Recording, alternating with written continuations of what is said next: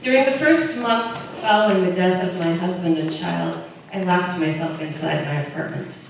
When the phone rang, I stared at the receiver until it was still. Friends knocked at my door calling my name, and I wouldn't answer. If my arms could not hold the ones for whom I longed, then I wanted them empty. But my friends would not be turned away by my resistance. Their love persisted. To my chagrin, they were not seduced by my public face, the one designed to convince everyone that I was fine. Nor were they put off by my refusal to answer the phone or join in common activities. Gently, they kept chipping their way into my life, demanding that I know they were there. They pushed past the shadows where I wanted to hide and refused to accept the memory-filled half-life I was choosing. But they did so not by reprimand or judgment. They challenged me by loving me. They stubbornly clung to their vision of who I was and who they believed I could be, even following such heartache. They did what I could not do for myself in my broken state. They held on to the belief that I would heal.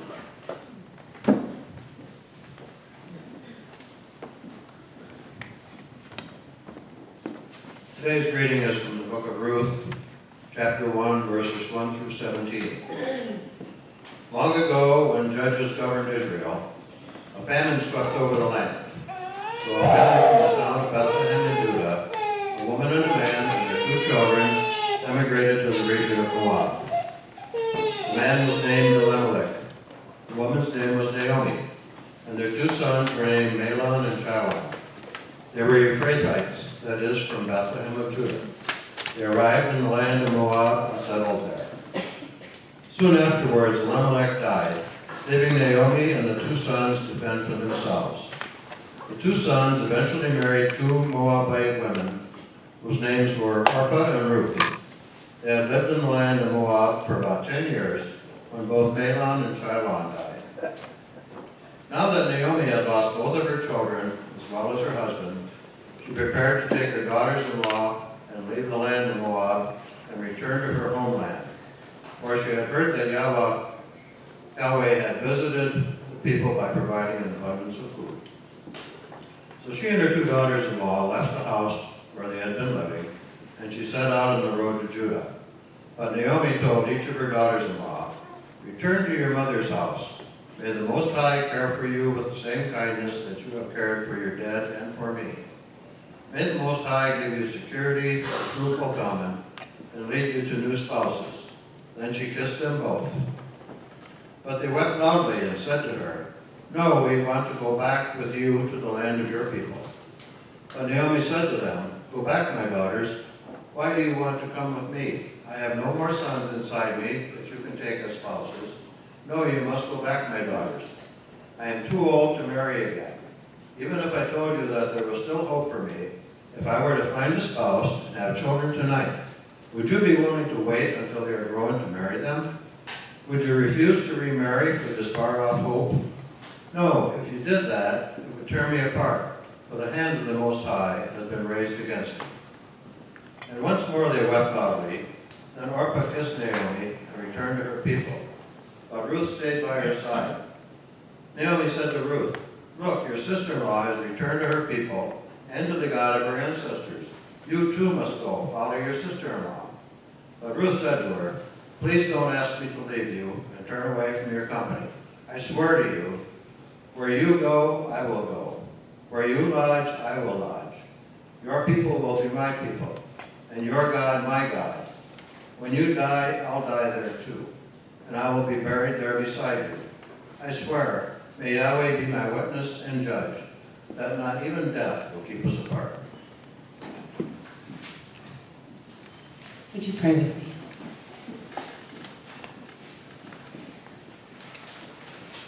Ancient One,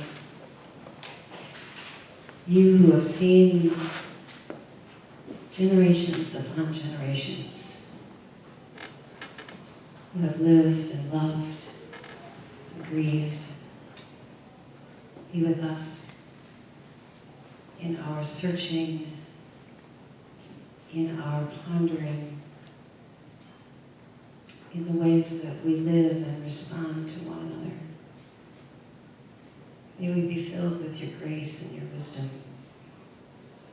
to know how to walk the difficult times in life. And may the words of my mouth and the meditations of each of our hearts be filled this morning with your insight and your love. Amen. So most of you probably know that my mom passed away when I was 17. And at the time, well, I was raised by an atheist, so we had no church. Not really sure what my mother believed or didn't believe. But we had a funeral in the funeral home. And then, as was the tradition of our family, and perhaps the tradition of that area, or the time, I don't know, we had a reception back in our house, sort of one of those potluck things where people hang out for hours until you're exhausted and need to go to bed. The thing I remember most about that day, though, is after everybody had left. And I sat with my father and the neighbor man from across the street and a friend of mine. And somehow we got into talking about how people had responded to us that day, what they'd said or how they'd made us feel, how we'd been treated. And we found that there were certain things that just, as well-meaning as people were, they weren't terribly helpful. I really didn't want to hear about somebody else who had died of breast cancer. I really didn't want to hear that, oh, I understand exactly how you feel. I didn't want to hear cliches and platitudes. Oh, your mom's out of pain, she's in a better place. And so from that conversation, we coined a phrase that I've used since I was 17 years old, and that phrase is to sublimate your ego. We really needed people to sublimate their ego, to not have it be all about them, to not have to, and I know we grasp for things to say when we're approaching somebody who's grieving, but to step out of it ourselves and not be talking about our own feelings and emotions or experiences or expectations of how others should be at that point. To sublimate ourselves and to simply be present with the one who's grieving. We wanted people to just share stories about my mom, to just be with us in our laughing and our crying and to hold us. That was all that was needed. People to companion us in love. St. John of the Cross had a vision one time. And he explained it this way. He said, and I saw a river over which each soul must pass in order to reach the kingdom of heaven. And the name of the river is suffering. And I saw a boat that carries each soul across the river. And the name of the boat is love. The kingdom of heaven is not, some place in the clouds. It's not an afterlife. It's an interior place. Jesus said the kingdom of heaven is within. It's a place of peace. It's a place of wholeness. It's a place of healing. And we all go through suffering in our lives. The suffering of hurt and struggle and difficult times, the suffering of grief and loss. To get over that river of suffering is so much easier when we're being carried by a boat of love.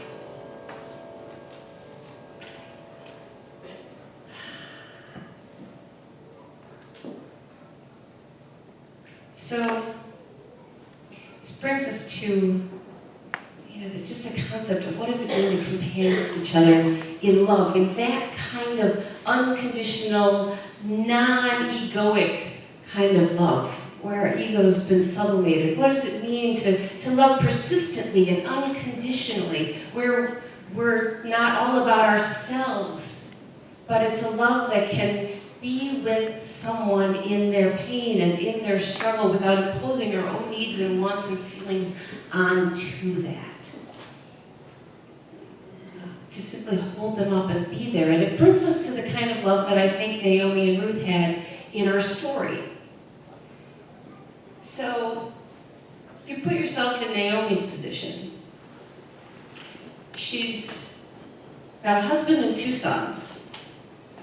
And she's surrounded by her people. You know, they're Jews. They live in Bethlehem. But there's a famine. And there's not enough for everybody to eat. So what do? You take your young family and you go where there's food, even if you have to leave what you've known. And so they leave Bethlehem and they move to a place where most Jews probably would have gone, ew, you're moving where? It's not like moving to California. It's like moving to Timbuktu or, I don't know, Alaska maybe, somewhere far, far away where it's cold and not nice. But they were moving to a foreign land where there were foreign gods and people who followed foreign gods. And it was thought of negatively to move to Moab. But they go because there's food for their family, and as soon as they get there into this strange place with these strange people and these strange customs, her husband dies. And she's left with 2 boys. But she raises them, she does the best for them. They marry Moabite women. So we're now marrying into this strange new culture. But it's okay, because in that time, as long as you've got a man, you're still doing okay. You're attached to a protector, a breadwinner, somebody who's going to take care of you, and then both of her sons die. She's lost her entire family. And she's still in a strange place with people that she probably doesn't quite understand. And we now have 3 widows, Naomi and Ruth and Orpah, who are in a perilous position for that time. Because if you weren't attached to a man, you were pretty much consigned to begging. And you were in danger of being exploited, subject to really harsh conditions and treatment. And Naomi didn't want this for her daughters-in-law, so she took them aside and she said, you can go back to your mother's homes. You can go back to your parents' homes. And you can still have a life. You can marry. You can have children. I'm nothing. I have nothing to give you. And in the next paragraph that Ron didn't read yet, it was, she changes her name to Mara, which means bitterness. Because she's hurting so badly and feels like God has left her and sort of betrayed her so badly that she changes her name. And so she tells her daughters-in-law, go, make a life for yourself. Don't worry about me. And Orpah goes, reluctantly. And we don't feel bad for her. She did what she probably should have done, and Ruth probably should have done the same thing. But Ruth has a connection with Naomi, a deep devotion and love, apparently, for this woman who was her mother-in-law. And she says, no way am I leaving you in your great grief. And she gives this impassioned commitment to Naomi. She says, where you go, I will go. And your people will be my people.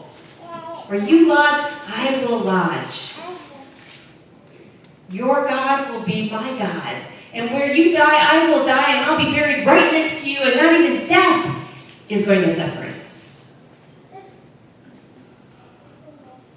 That's pretty amazing, given that there are 2 women consigned to begging at the moment. And we're inspired by that. And I think we all hope that we could make that kind of loving commitment to somebody else in their grief. To be there no matter what. Hopefully that kind of commitment in these days won't require moving to California and following somebody, moving in with someone, making their God your God and changing your customs and beliefs and everything else.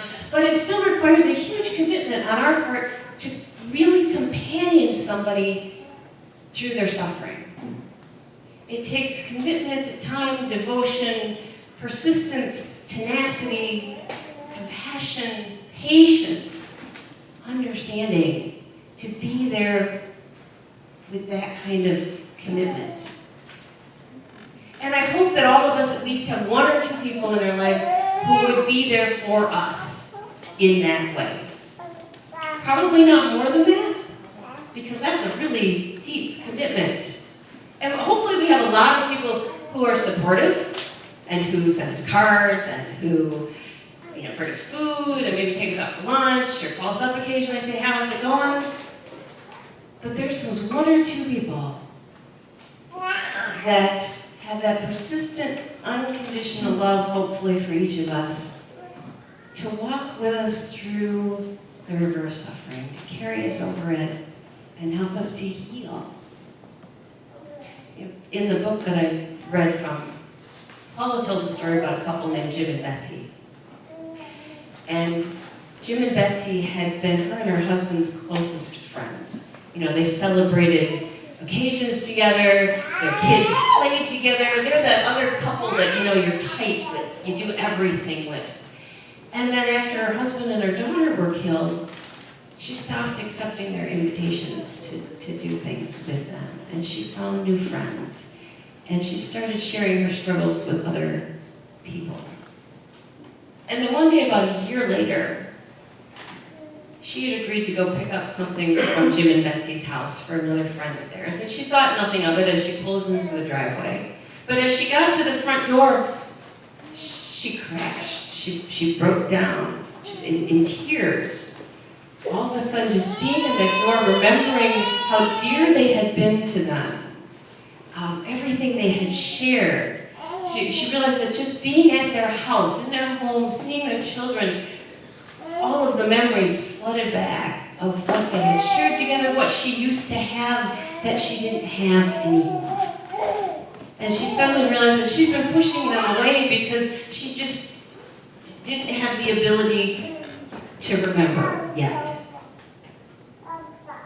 But Jim and Betsy never gave up. And they never let go. And they kept with that unconditional, persistent love, inviting her and being there for her. And eventually she was able to respond and to gather them back into her circle of friends. And as she started dating again, they would invite her places that include whatever man she was dating at the time, whether they liked him or not, to be part of that, to be included. And when she moved from an apartment to a house, they helped her move. And through the many changes that she went through in her life, they were there saying, we're right behind you. So that many years later, her daughter Beth, that she had 6 months after the accident, was a bridesmaid in their oldest daughter's wedding. That's what that kind of friendship and devotion looks like when we companion others in grief. It's somebody to say, I believe in you when you can't believe in yourself. It's somebody to say, I believe that you can heal, even when you don't believe you can heal. It's somebody to simply be there and accept you and the process that you're going through as you're going through it, and not tell you how to grieve or how to be or impose their expectations or emotions on you, but to stand with and to hold up and to be a boat to carry you. Ruth was that for Naomi and helped her to heal. Jim and Betsy were that for Paula and helped her to heal. And hopefully each of us has somebody who will companion us in love, who will be our boat over the river of suffering and help us to heal. And hopefully we will be that for someone else as well.